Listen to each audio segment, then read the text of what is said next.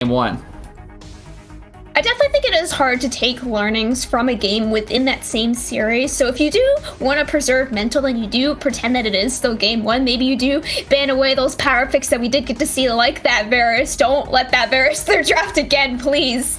Then maybe that is really the only thing, as you do usually want to try and preserve mental. You don't want to be like, oh my gosh, we lost game one, I can't believe this, we're never going to win a game ever again. But at the same time, you do need to learn from your mistakes and try and improve for this game too, and especially since we are so close to playoffs.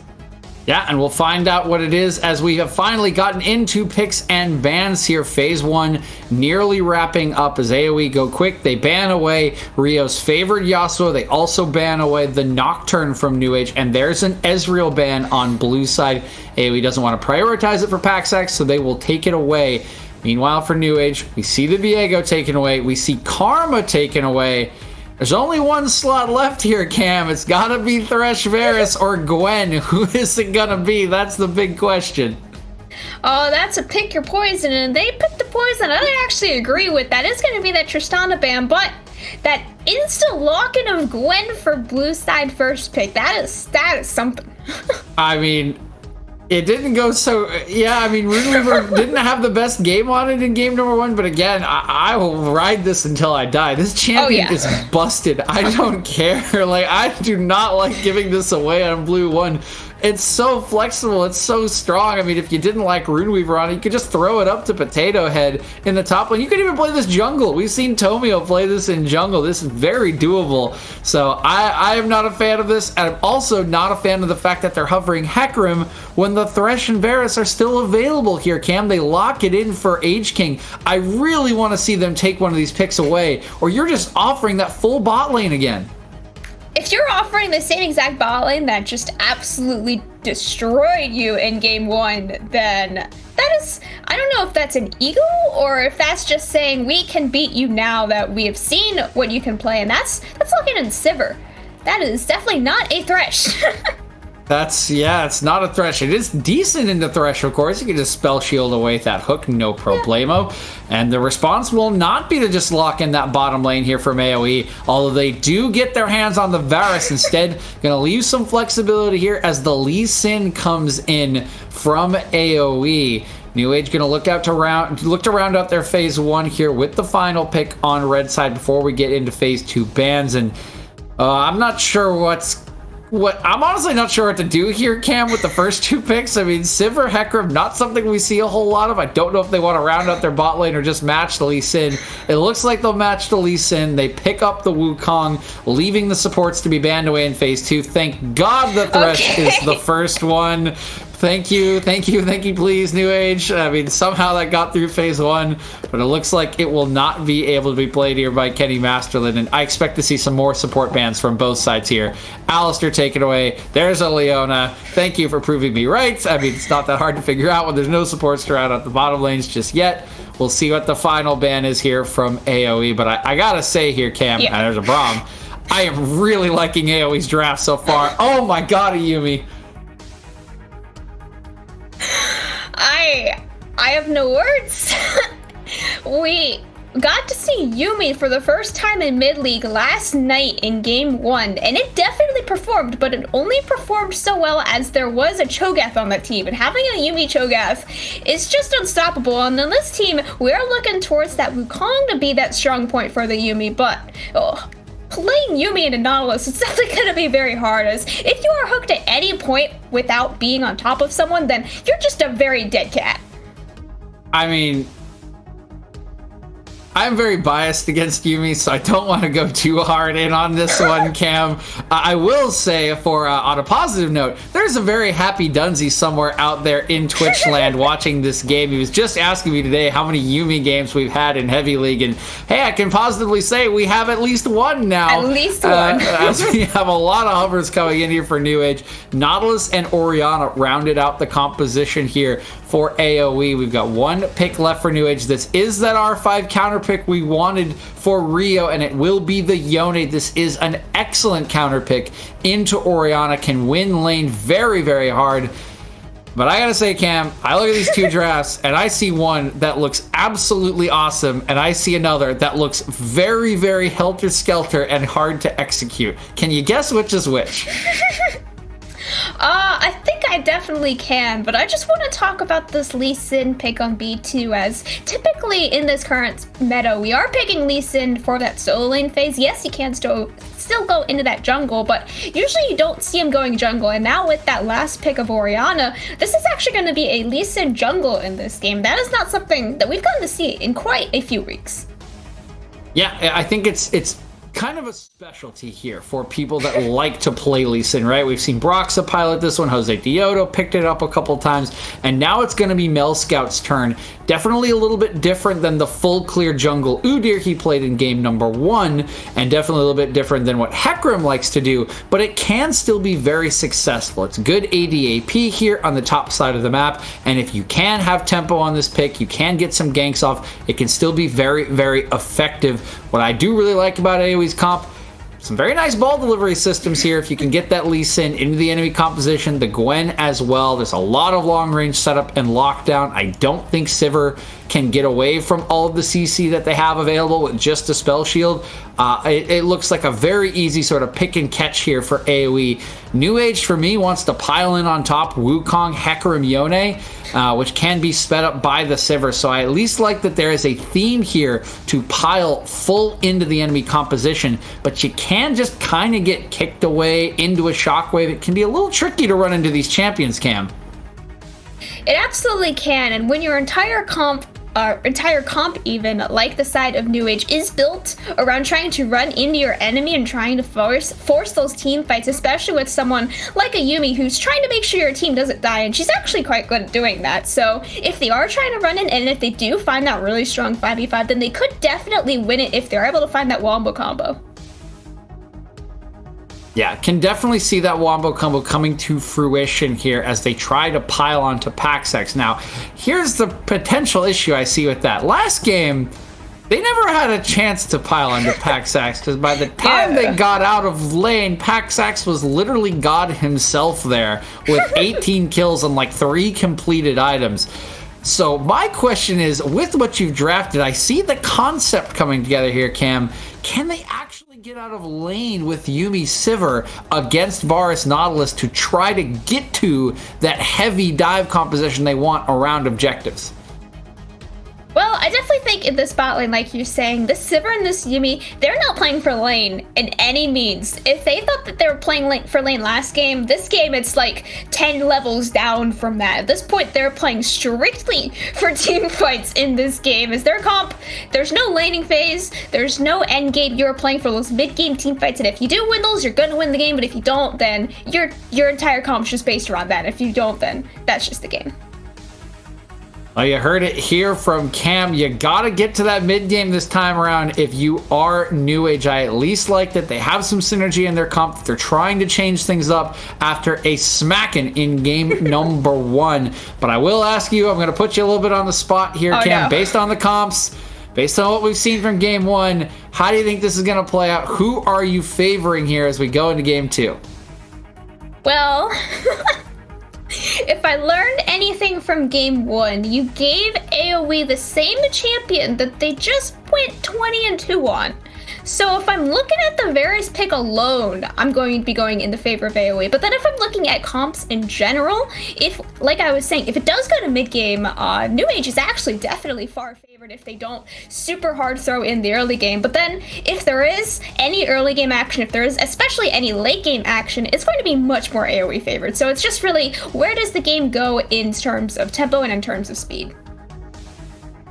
Gotcha. Cam definitely leaning towards AOE. Do apologize here. We've had a bit of a client bug. You can see us going right back through the champ select here. So we'll try to pick out a couple points. Let's focus a little bit on Yuumi here, Cam. We haven't seen Yuumi in quite a while. I know we don't really want to focus on Yuumi, but we just don't see it that often. You know, what do you think has sort of inspired this pick here from New Age? Is this something that is climbing back up in priority? Is there anything that's made Yuumi pop back up that you could put your finger on? Because I certainly haven't seen any of the cat in solo queue or in XLNC in quite some time. I know it does kind of fit the comp and fit the kind of play for team fight, but can you think of any other reason outside of sort of that niche pick that they've gone for here? Well, if I'm looking at the meta overall, then you could definitely look at those super recent Moonstone and as well as Staff of Flowing Water buffs, but Staff of Flowing Water on a team of 4 AD, not going to be something that Yuumi's building, but definitely Moonstone is something that I'm looking for her, as those buffs are actually much bigger than most people have realized. I do believe Moonstone is rised, if not equaled, then above Shirelia's in the meta, that especially for enchanters. So if she is picking up that Moonstone, it is going to make her a little bit more powerful than she was a few weeks ago, but definitely on the enchanter side, she is not one of the stronger ones.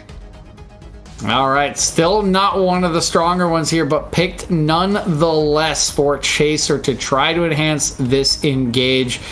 We've seen the bottom lanes already kind of go in a very specific direction. We'll see if that does happen again, but my eyes here for New Age, at the very least, Cam, are going to be back on the mid lane. The bottom lane did not go well for them, but Rio's back into the mid lane for Bushi. He's on a carry pick. He loves these R5 counter picks to try to get lane dominance over Runeweaver, and Runeweaver wasn't super great on the Gwen in game number 1. Yes, he's not piloting it again. It looks like he'll be on an Orianna, which he is very comfortable with, but this should be a favorable matchup here for Rio. Do you think this is enough to try to get priority to allow Age King to kind of run around the map to try to set up some kills? Is this an avenue for New Age to potentially play through and become a dominant force like Paxax was in game number 1? I mean, yeah, I do definitely think that this Yod is going to have a way more lane prior over Orianna, and then in team fights, they can really match each other in presence depending on who hits the bigger team fight ultimate. They can both definitely change an entire team fight just based on their ultimates, but definitely in that early to mid game, Yon is going to have a much stronger presence, especially being able to run around the map with a jungler such as Hecarim. I mean, having both of those champions together makes for a very strong dive comp. Yeah, we've talked about the dive comp here, and I do think we've run back through Champions Select. So we'll be getting ready for a game here very shortly. Before we go, remind you of the stakes in this game. New Age Frost is on the bubble here. Came into the day tied with Gamers for God at 8 and 10 for that 6th place position, the last playoff spot. They lose game 1 to AOE with a couple subs in, but now with Rio back, they have a chance to strike back, and they need to do so to keep their playoff hopes alive with only 8 games total remaining in the XLNC Heavy League regular season. Keep your eyes here on Rio, as New Age gonna need a hero to turn this series around. We'll see if they can pull it off in game 2 here in just a couple minutes.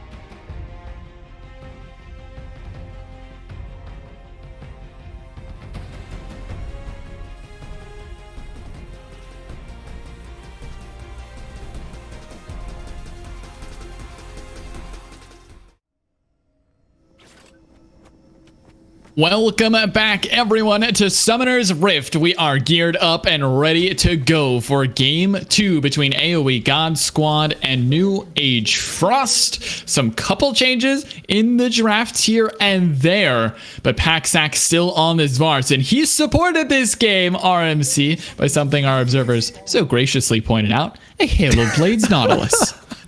Yeah, my goodness. We're talking about the supports, both the Yuumi and the Nautilus here. The Nautilus seems more standard till you see this Hail of Blades, and I like to think it's a mistake, and I'm praying that Kenny isn't actually doing this as that dark tech that I have seen and I hate. Basically, you're running the Hail of Blades to try and proc the shield, the Titan's Wrath, extra damage as quickly as you can. It's a kill lane, but if it doesn't work, your Nautilus is going to look really, really weak out of the laning phase here. And against this Silver Yuumi, it feels like you're doubling down on an already very risky bet where if you cannot kill Kog'Maw and Chaser early game, you're just going to continue snowballing to oblivion.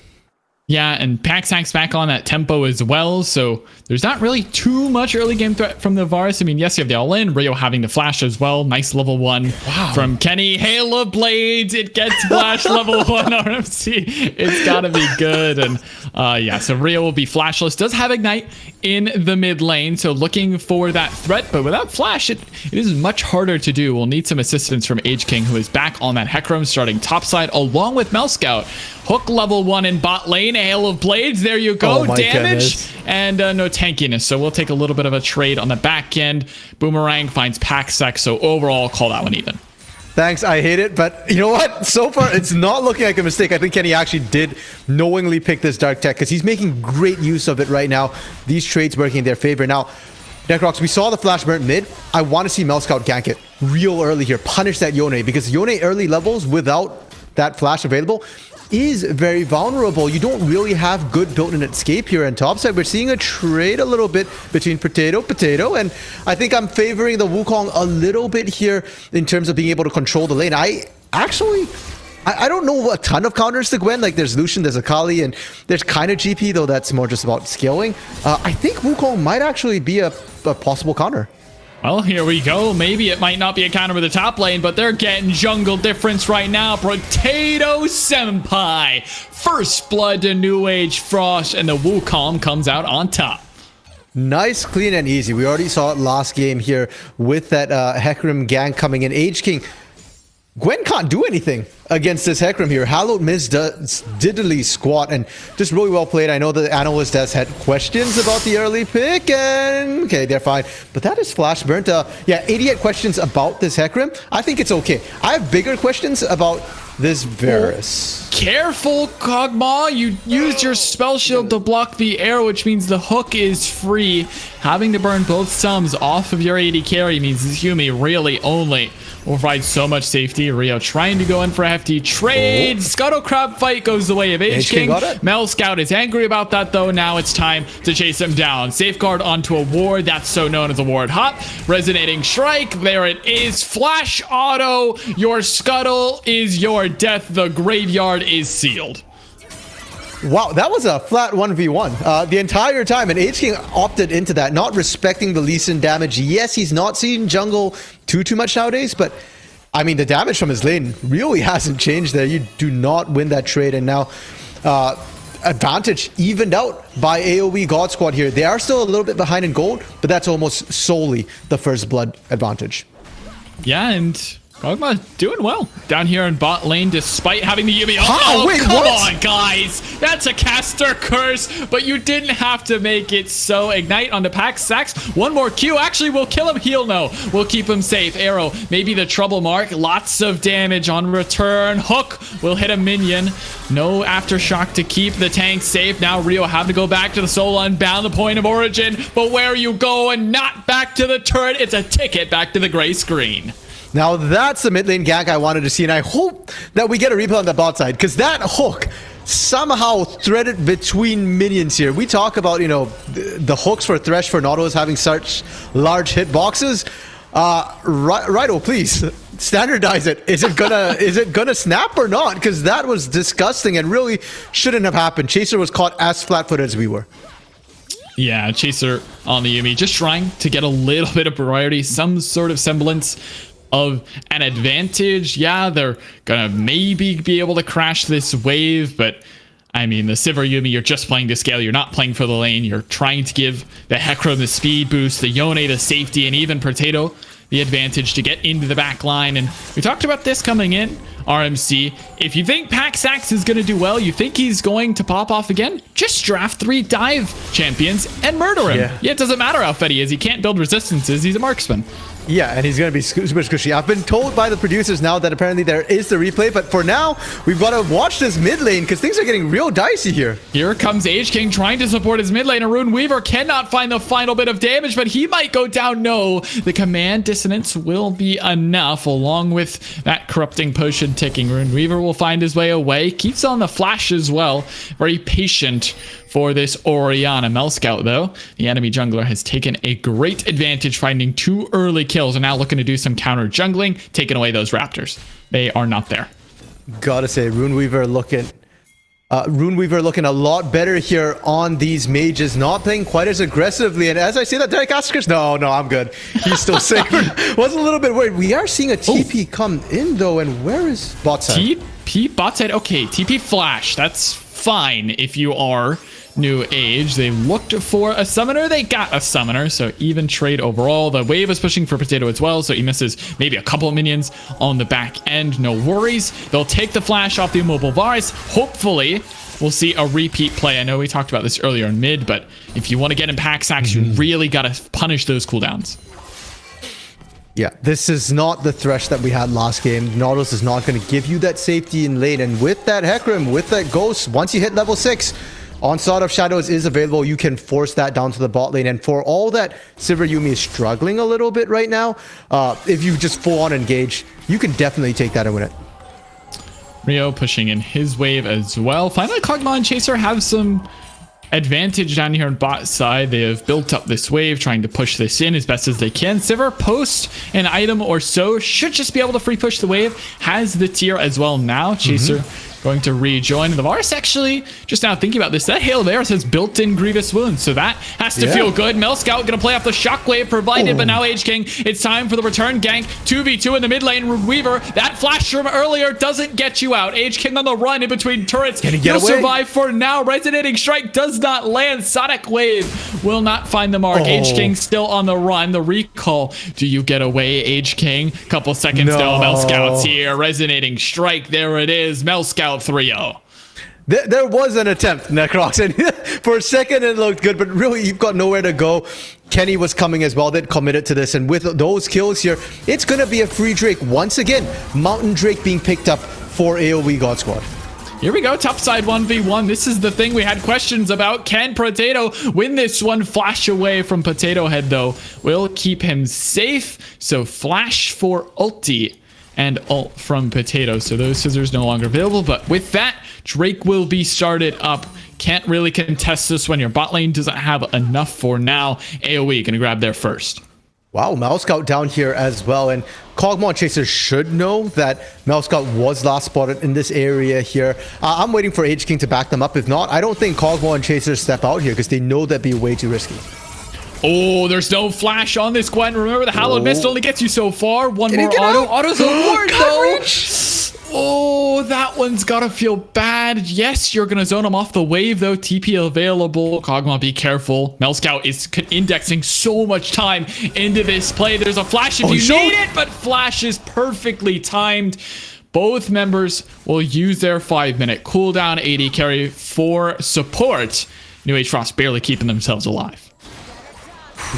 Things are real dicey here, and it's a very different game from game 1, Necrox. In game 1 at 9 minutes, I think we're staring down the barrel of 6 kills for Paxax. They've done a great job this time of keeping Paxax down, and that's in favor of New Age Frost. They are the ones with the Yuumi, like the AD said. They do scale up quite nicely here with the Yone, with the Sivir, and for the side of AOE God Squad, we've not really been able to see them make too much early game action happen anywhere aside from that mid lane.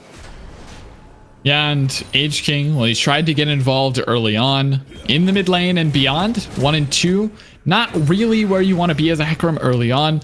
Playing Hecarim from behind, it's just difficult. Trying to dive into the back line without a lot of defensive stats because the damage was nerfed so long ago. I can't really do it all that frequently. Now the play in mid lane, though. King trying to save his mid laner. Rio using the Tempered Fate just to run away. Scout had a beautiful insect, but Rio was ready.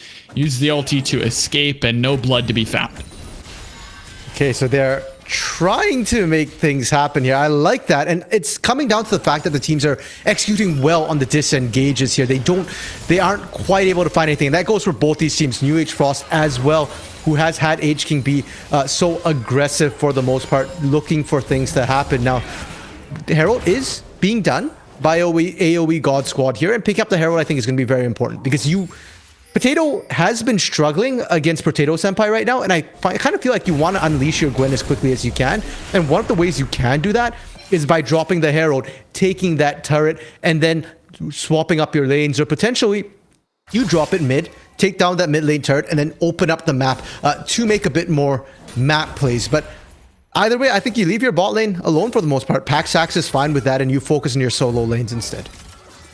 Yeah, I think Paxax isn't really worried for now. Yes, he's not ultra fed like he was last game, but still has an advantage, about 12 CS up for now. This wave will meet in the middle, so maybe Kog'Maw loses a couple out on that one, but no real issue.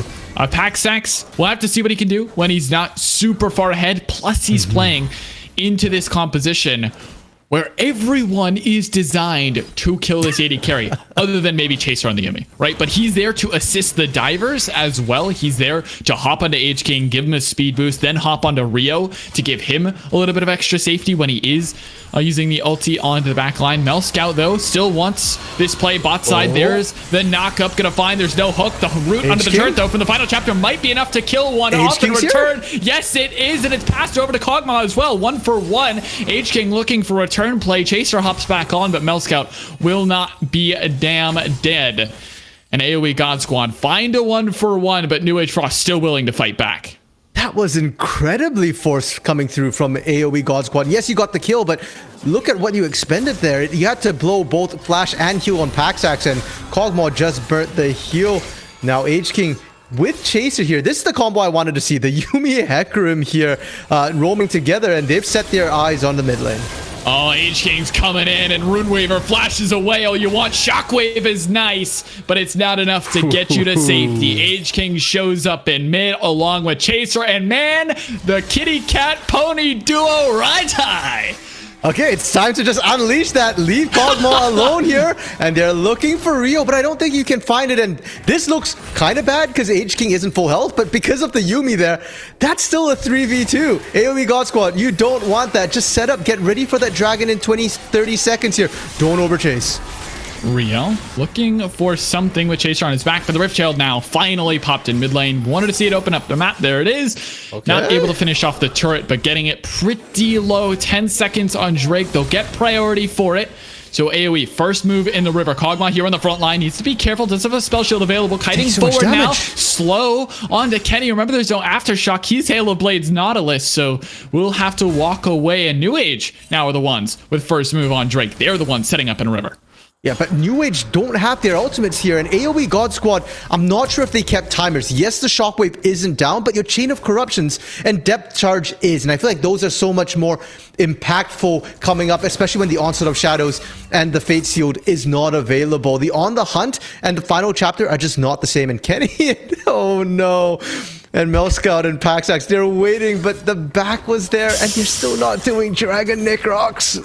Yeah, this is a good old, I can't see them, so we're going to assume they're still in the lane. But yeah, now they're the ones that have to base AOE. Realize, uh-oh, we've made a slight miscalculation. And this should be free Drake to New Age as long as they start it up. But Age King doesn't actually care about Dragon at this point in the game. He'll walk away and let AOE return back with a base of their own. What is going on? Why does no one want to touch this Dragon? Are we casting Brazil again? I mean, like this happens Finally, in other regions. Okay, no, we're not. Good. They're doing Dragon. Yes, they're doing on top of a ward, but there was no way for AOE to get here. They saw the backs coming through, so they pick up an Inferno. Nice infusion of damage, and despite the fact right now that New Age Frost is down in gold here, I actually think they're in a great spot to start carrying the mid game. We've not seen Potato Senpai on this Wukong join the rest of the team just yet, and he's got a massive lead in his lane. Essence Reaver picked up as well, did not go for a Mythic first. Teleport available. This is something that they can bait out, they can use, because Potato just used his teleport to get back to lane. There's a TP mismatch, and you've got great team fight on your side. There's so many sins in this game, whether it's the Essence Reaver, Wukong, the Halo Blade Nautilus, or just picking Yumi in general. I'm not sure what's darker in this game, but these people are going to need to cleanse themselves of some sins after this one, because it is rough stuff to witness. Runeweaver might just die in mid lane as well. No flash, Tempered Fate, and your destiny is sealed. Goodbye, Runeweaver, and hello, New Age Frost. They get themselves one more. Okay, you know what? I think AOE God Squad, win or lose this game, need to start thinking about potentially banning the second because Age King, that was so slick. The Onslaught of Shadows, reposition and charge out, maximizing all the damage there. And it's showing. I mean, the fact that Runeweaver is 0-3 is almost solely down to Age King's early ganks. And now Rio is in a, well, not quite yet, but once the first Mythic comes through, Rio at that point will then be in a good position to start winning the 1v1s. All right. Well, I'm interested to see how the late games play out. I think, honestly, New Age Frost have got themselves a really great start to this game. You have kills just all around the board. The only one who hasn't found one is Chaser. And yeah, that's a Yumi. You don't have to worry about that. It has a 2-stack Dark Seal as well. And AOE God Squad, yes, they have CS lead in bot lane. Yeah, they have some priority here and there. He's not like, what, 6-0 coming out of lane this time? No. RMC will take that one as a win. as again, they weren't playing for the lane, this Silver Yumi. They were playing for the game, and now Potato has to play to save his life. Here comes AOEGS once again. The charge actually runs out of time, but the Cyclone has not. The second spin is what does you in, and AOEGS picks it up. This pony is rampaging his way through Summoner's Rift. Runeweaver struggled with the Gwen Potato hit, not having much more success either here. And do they have it? They might actually have enough damage.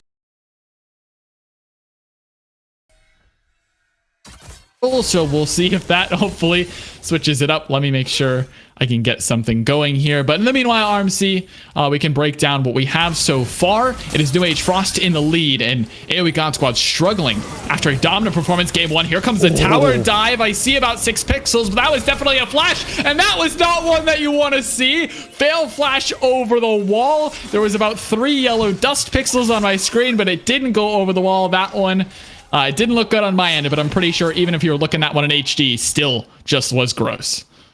Okay, so quick recap. I believe our stream kind of went down a little bit.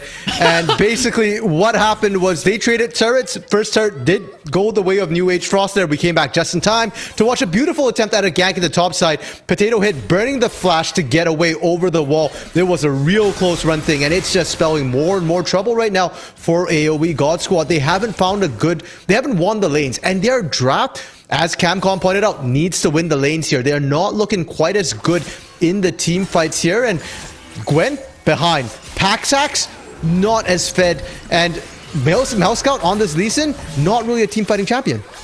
I'm looking at Melscout to make plays, though. Might not be a great team fighting champ, but certainly has so much individual playmaking opportunity, whether it's Ward Hop Insect, whether it's looking for picks around Vision. Honestly, Melscout has the opportunity to carry this game. It's just not going to be in those full-on 5v5s. And we knew that coming in. AOE God Squad, yes, they have a very linear composition. Shockwave, Nautilus, Varus, all this is very easy to execute. But I just don't think they have the tools to deal with a full-on 5v5 force that New Age can bring. And let's see, RMC, if AOE can play around that threat and play to their win condition. And right now, I'm just watching jungle positioning. Where is Melscout? Melscout top side, away from the action. Dragon is coming up here in about, what, 13 seconds here? You're not there. Guess who is? AOEGS is there. Kog'Maw is there. Chaser is there, and they're ready to go. Potato has TP as well. Yeah, I mean, they're just giving it. The call was so clear and decisive. They don't want any part of a 5v5, at least for now. So second Drake will be given to New Age Frost. No problem. Going to go ahead and secure that one. And we're going to get a Cloud Soul on Summoner's Rift for the time being. AOE, you really have to start thinking about what you want to do, because Cloud Soul might not be a win condition for a lot of compositions, but for New Age Frost, that's going to be so much value. Oh no, and we just glimpsed topside. There was a huge ambush being set for Potato. They didn't even manage to pull it off. They wasted so much time there. Okay, I'm not sure if we've lost RMC or not, but I'll pick up where we left off. Hopefully we get him back. Should be Paxax grabbing this turret as well. Melscout gonna open up mid lane. Is Potato maybe looking to defend this one? Can he actually 2v1 though? Will not decide to take it. We'll just clean up this farm under turret, as the only turret then will be opened up. Here we go. Finally actually looking for the kill. Ignite gonna go down. Halo Blades. Nautilus is not tanky. 1-for-1. Meanwhile, bot side, the mid support duo in Rio and Chaser take down Runeweaver for the 4th time. I think we might have to go back top, because AOEGS is up there already with Kog'Maw on the hunt popped. Here we go. AOEGS looking for the play. Onslaught of Shadows. Paxax going low. Paxax going down. Melscout now in a 2v1. Can you make the outplay? The answer is no. Shutdown given to AOEGS. Turret dropped in bot lane, and RMC, we thought there was a play to be made anywhere, but New Age Frost come up winning absolutely everywhere. And this is where AOE is supposed to be able to find things when they're split, when they're separate. It's not that one big team fight that we expect to see come out of New Age Frost here. They're just making things work. And we do get to see a replay of that top lane, because we were kind of dragged back and forth here. And Potato is not safe, but he's just buying time best he can, because Rio is pushing down.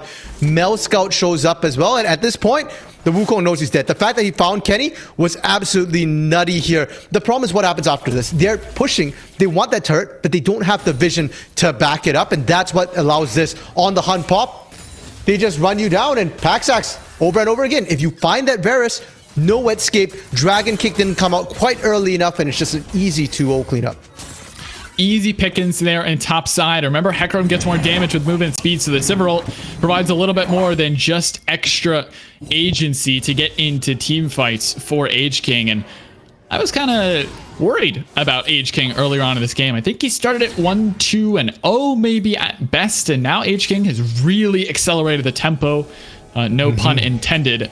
And he's now sitting 4-2-3. 2 items completed for him. Kog'Maw could say the same. Shirelli is in for Chaser. So even more movement speed. AOE really need to pick and choose their battles, because if New Age Frost see one they want, they are going to track you down and take it.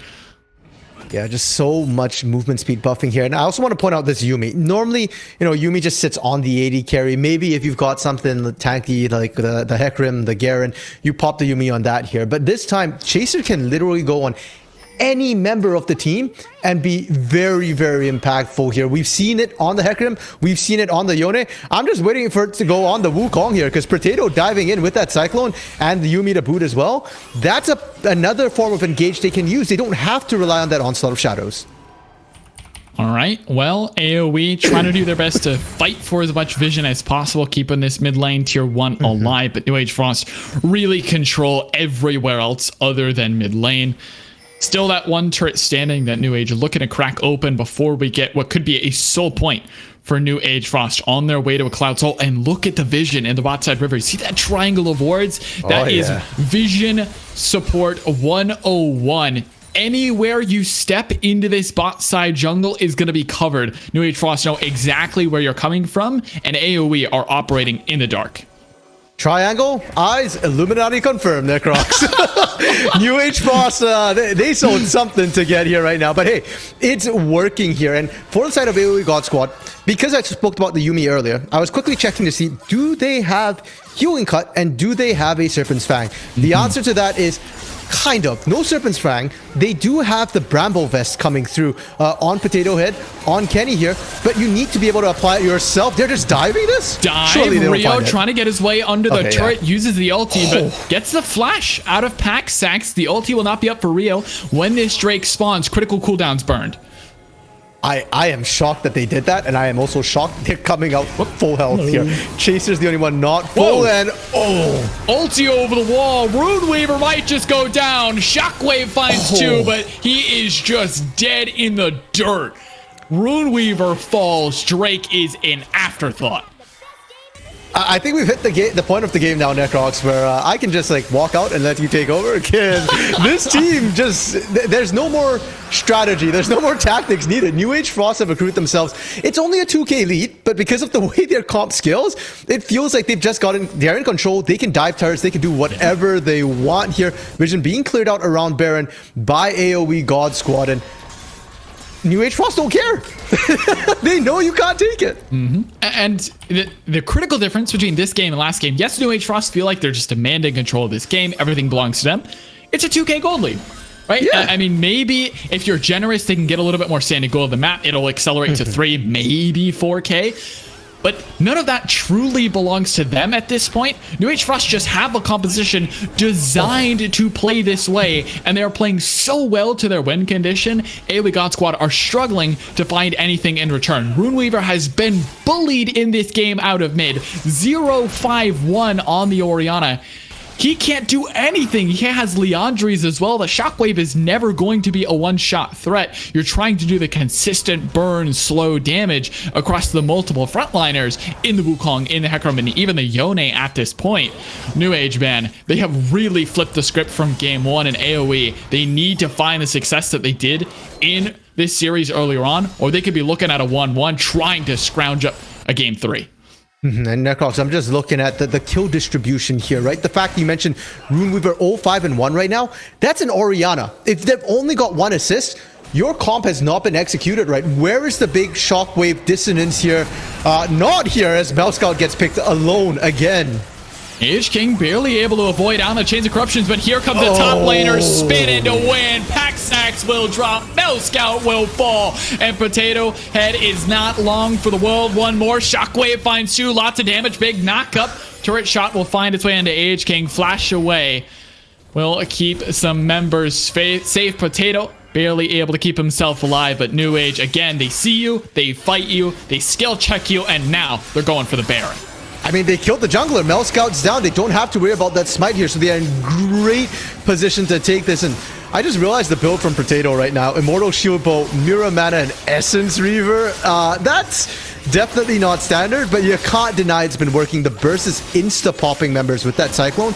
And he's also tanking long enough that Chaser doesn't have to go onto him and can kind of heal other people first and then only transfer later when it's needed.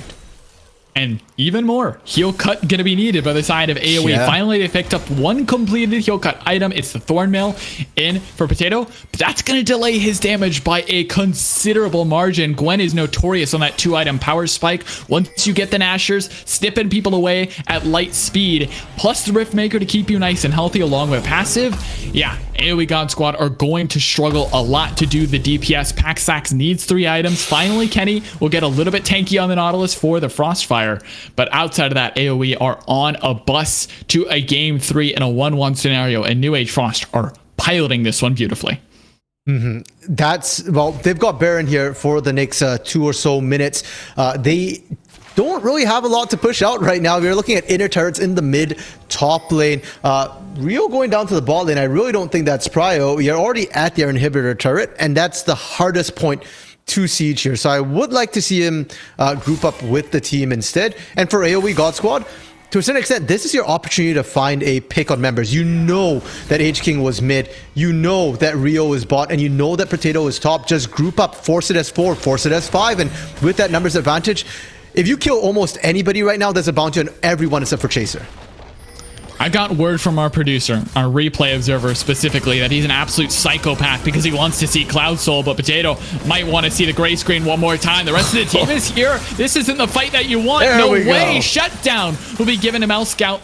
5-2 Lee Sin. Soul is up in 50 seconds. Potato will be around with TP, but Rio's looking for the dive. They want Runeweaver once again to slow the shockwave. Just buys a little bit more time. Mel Scout here to reinforce. Runeweaver has to retreat all the way back to the damn Nexus at this point just to keep himself safe. AOE thoroughly on the run, but good pick on top side will get them a little bit more gold. That, even though they don't find Runeweaver, that's still command shockwave down. As Dragon spawns in 30 seconds, how are AOE God Squad going to team fight this? They can't. They don't have one of their big AOE team fight tools. And so far, the Chain of Corruptions has completely not been a team fight tool whatsoever. I don't even remember seeing it actually. So yeah, they kind of have to walk away. And I guess our mad producer is going to get his way here. They are going to get Cloud Soul, and I just can't wait for this Hecarim to be going uber fast here. Shurelias, Zoomies, Cloud Soul, Onslaught of Shadows on the hunt. Let's power it on. I mean, one moment you see H-King, next moment he's off to the moon. Yeah, you guys are on something different. It's Cloud Soul. We got it.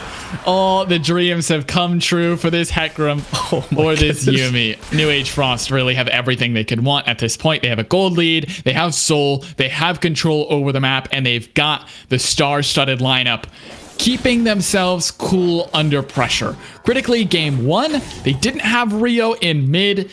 That wasn't the reason why they lost, if we're going to be brutally honest.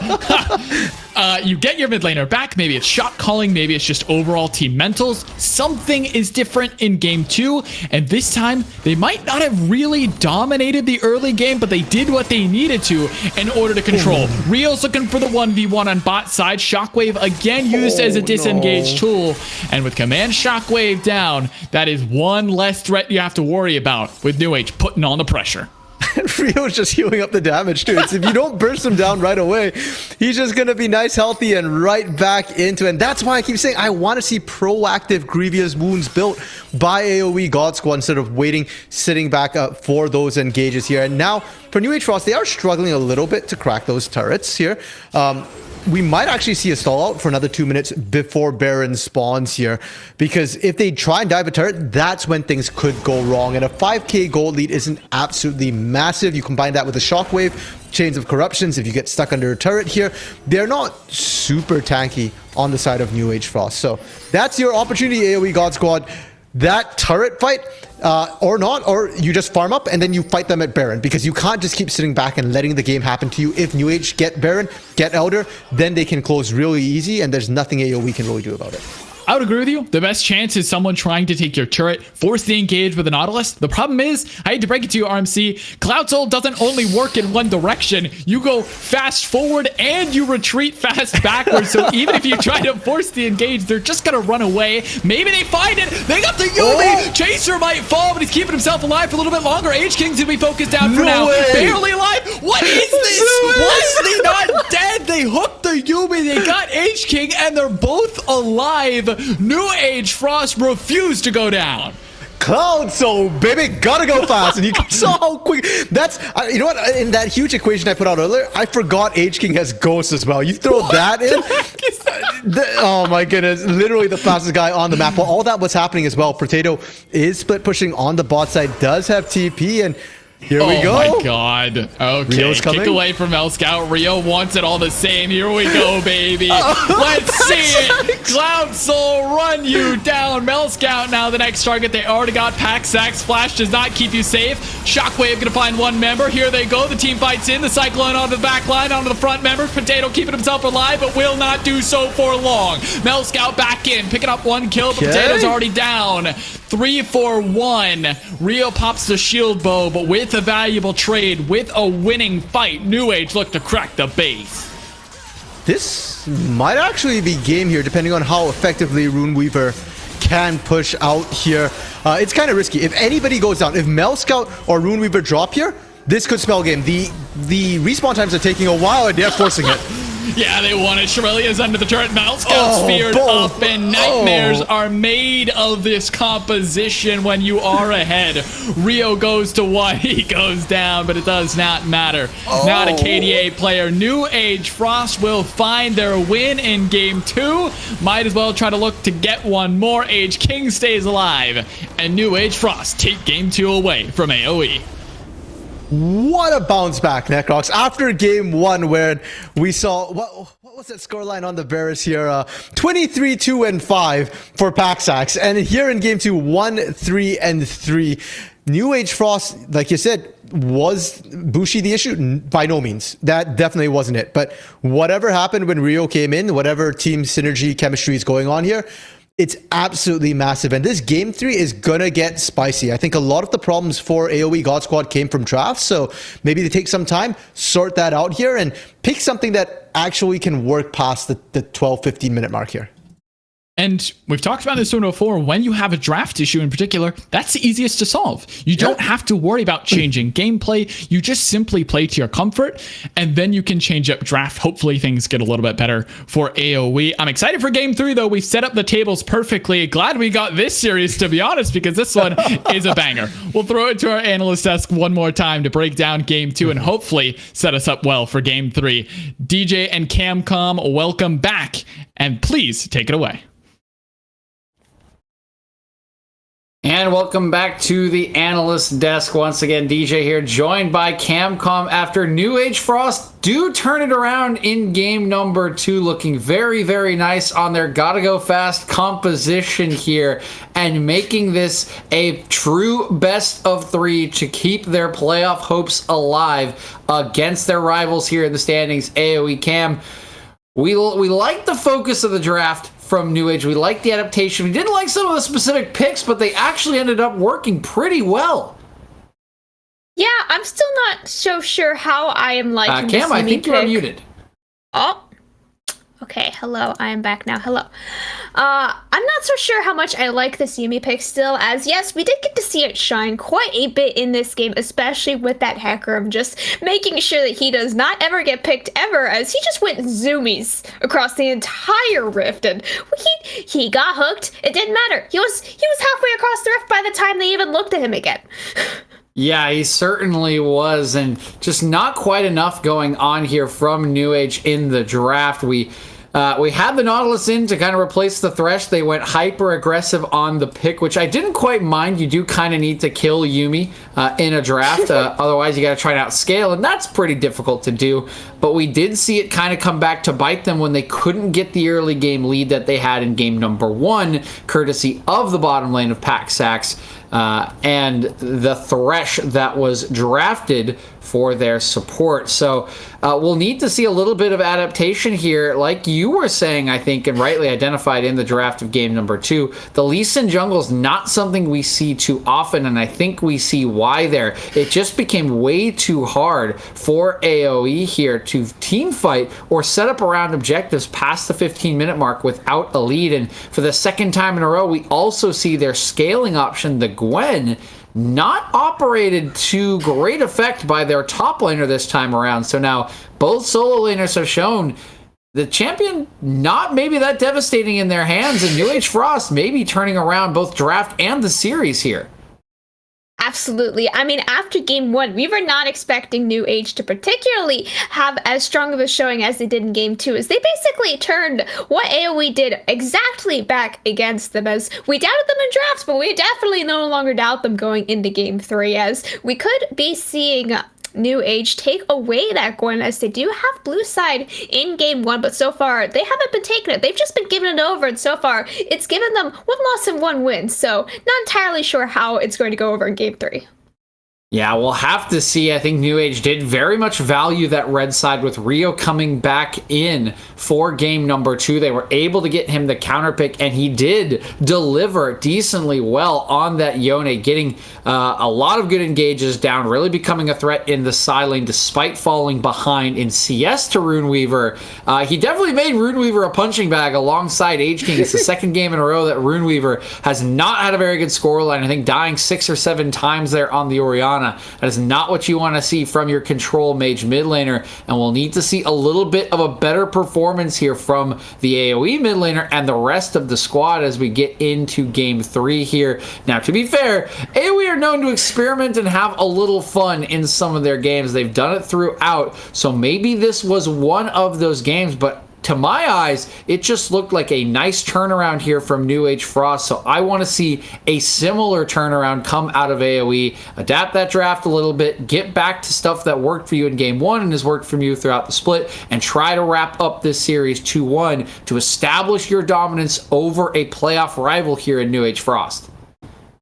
Yeah, it was definitely very fun getting to see. So far in this series, both teams have their strong, shining moments. And then game 3 here, going to be that decider. And luckily, it is not a block of 3 today, but it is, in fact, a best of 3, usually more of that classic style. So it is going to be interesting to see who does take that last win tonight, as we are still fighting for that last playoff spot here. As it is still possible both of these teams do make it into playoffs, but standing right now, it is looking rough. Yep, it is tight, but we can't update you on how those teams are looking across the league with some of the results coming in. We do have more updates. Glaive Esports Onyx now 2-0 up on YO Boomers, winning game 2. We saw New Age Frost take game 2 here. Who flashed that fight at the top of the league, continuing their momentum. They're 2-0 up on LBK Lemon, and that critical series we were talking about at the beginning of the day between Lotus and Gamers for God for that 6th playoff position is currently 2-0 Lotus. So now New Age Frost actually holds that 6th place position outright over their rivals here in in Gamers for God, excuse me. And if they can take another game off AOE God Squad, I believe they will tie them in the standings in 5th as well. So a lot still on the line here in this game number 3 between the two sides. So once again, New Age Frost moves back over to Blue's side to try to determine the series. We've seen Age King now on Hecarim twice, and we don't really like the Hecarim anymore. We talked about the bans coming through, but Age King has always been a jungler that likes to gank, that likes to get his lanes ahead, that likes to be in your face. And it looked fairly good there in game number 2, Cam. They really drafted a composition to enable him, to give him the agency he needed to be in mid lane, to make Reaver's life absolute hell, and it looked fairly solid. Do you think this is the angle that New Age need to go again, or is this kind of somewhere else that we need? Is this just about keeping the bot lane kind of afloat as the game goes on? You know, what did you like about game 2 draft, and do you think they should go right back to it? I mean, that was definitely a very fun draft, as it was just basically a we make Hecarim go as fast as possible draft. Which is very fun to play and very fun to watch, but if you aren't drafting specifically for Hecarim like they did in this game, then he's not going to shine nearly as much as, yes, we did get to see him shine, especially in that mid lane, continuously finding those picks onto the Orianna, just getting himself fed and getting his own Yone fed as well. Just definitely made sure that they scaled really nicely into that mid game, and we didn't really get to see much of late game that game, as we did have that nice Cloud soul that some people liked and some people didn't like, but we didn't get to have a fun elder fight at the end. Yeah, not quite getting to the fun elder fight, but I'm sure New Age Frost are happy about that considering the way they were playing.